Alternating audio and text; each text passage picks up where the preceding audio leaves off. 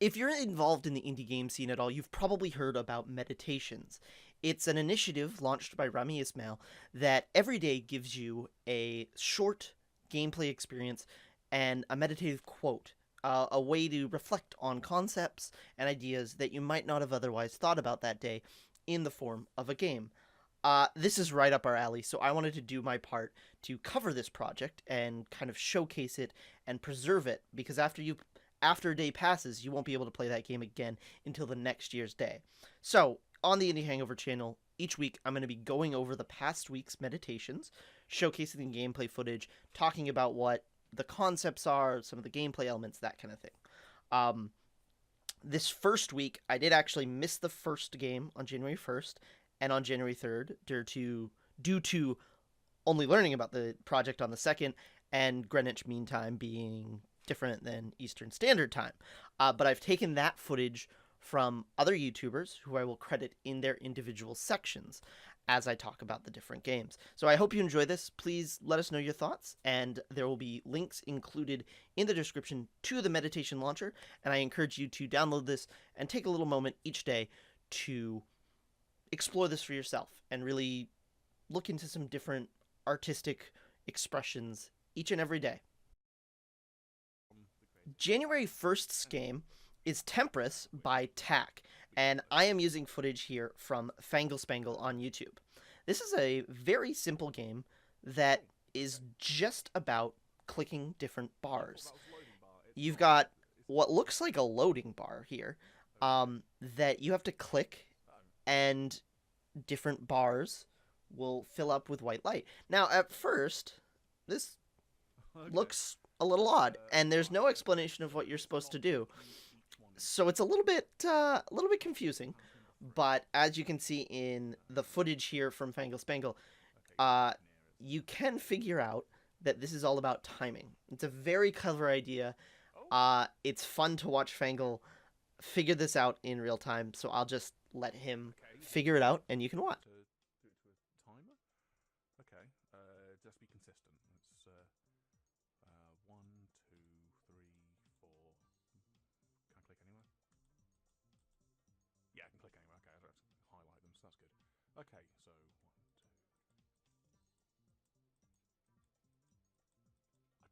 I don't think it's that.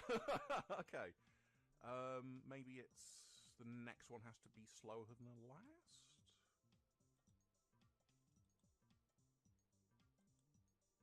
I think I've got it. I've lost track of how long each one should be.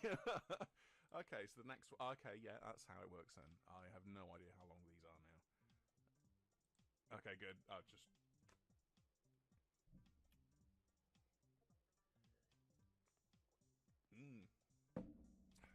Eh? Oh! Oh, God. There's more. Right, okay. Ah!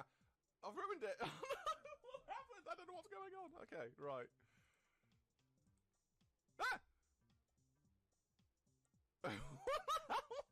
I don't know what's happening. What's going on? What's going on?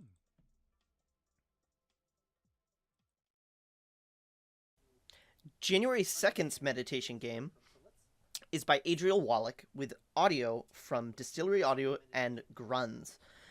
This is an incredibly tactile experience, and I actually tweeted about this game on the Indie Hangover Twitter channel because it struck me in how perfectly this simple mechanic encapsulates the issue of kind of social anxiety, which is the quote that begins the game from Adriel Wallach, is talking about this kind of draw between being a social person during the holidays and also being an introvert, something that I can identify with completely.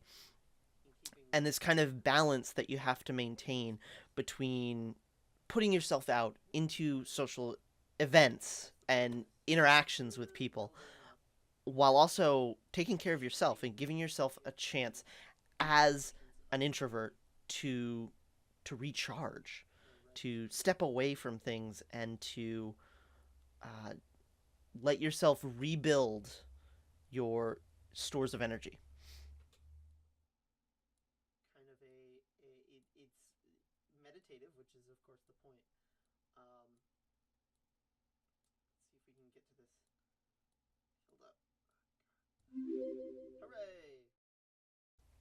January 3rd's game is by Lisa Brown and Jonathan Shane, and I'm using footage here from YouTube user Rangerafi.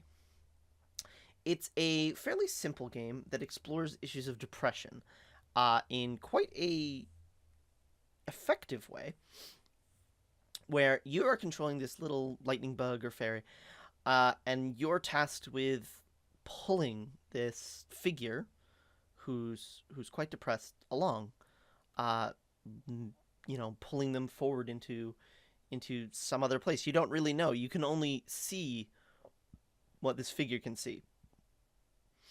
And while the mechanics of this game are quite simple, kind of this balance you have to play with in tugging this character. If you tug too hard, then your connection to him will be broken and you'll have to restart. So it's a bit of a balance in figuring out how to move this ragdoll along.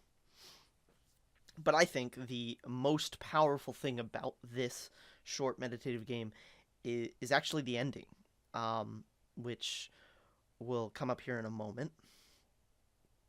And this ending where you've moved this figure along, only to have them drop into, as far as you know, a well with no bottom.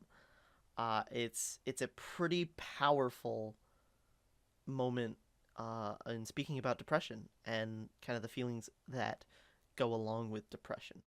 January 4th's meditation game is by Igor Dorochev, and it's probably the most gamey of the games that have been part of the meditations each day. I'm largely going to let this play out because some of the puzzles are incredibly clever. And there's not a ton to talk about in terms of kind of like a greater moral issue or understanding. And I'd hate for these very clever mechanical puzzles to not get the time they deserve. So I'll just shut up and let you watch me fail horribly at these puzzles by Igor Dorochev.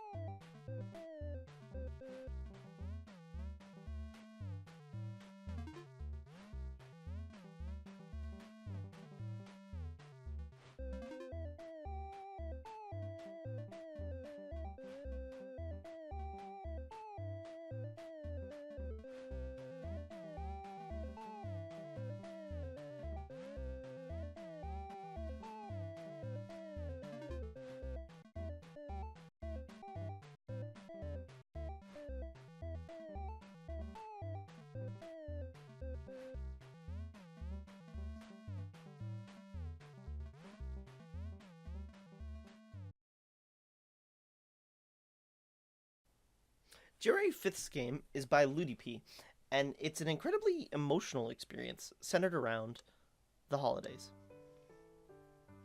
Much of this game is about the loss of a grandfather that was incredibly important to Ludipi's family at Christmas time.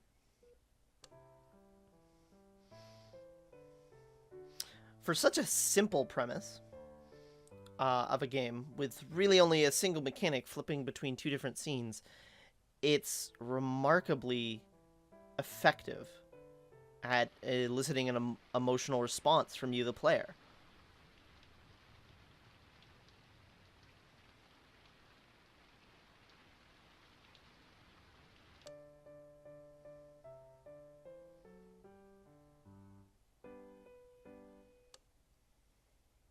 That right there. That's the moment that it really hit me.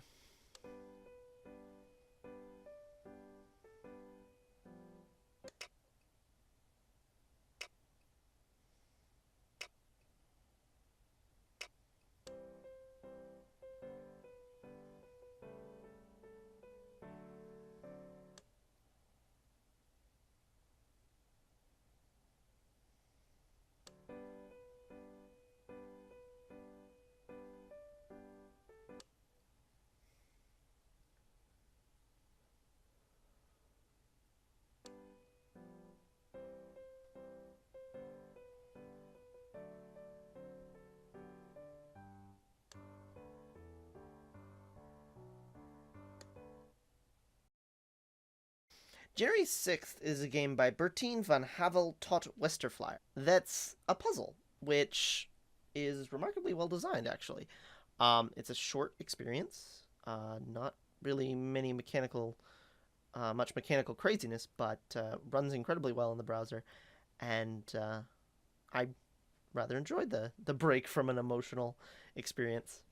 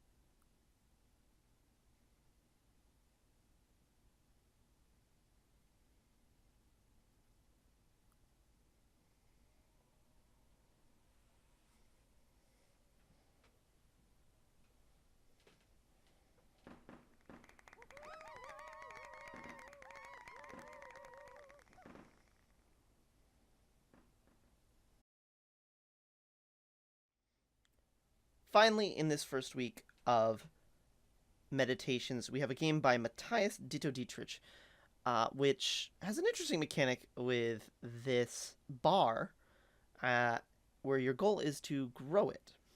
Now, I'll be completely honest, I wasn't exactly sure if I was doing this right, but it seems like hitting the bar with these different shapes at different places grows the bar at a different pace, at a different level. In the end, it ended up just being, quite honestly, incredibly fun to spin the bar as fast as possible and see how many of these I could hit with my pinwheel of doom.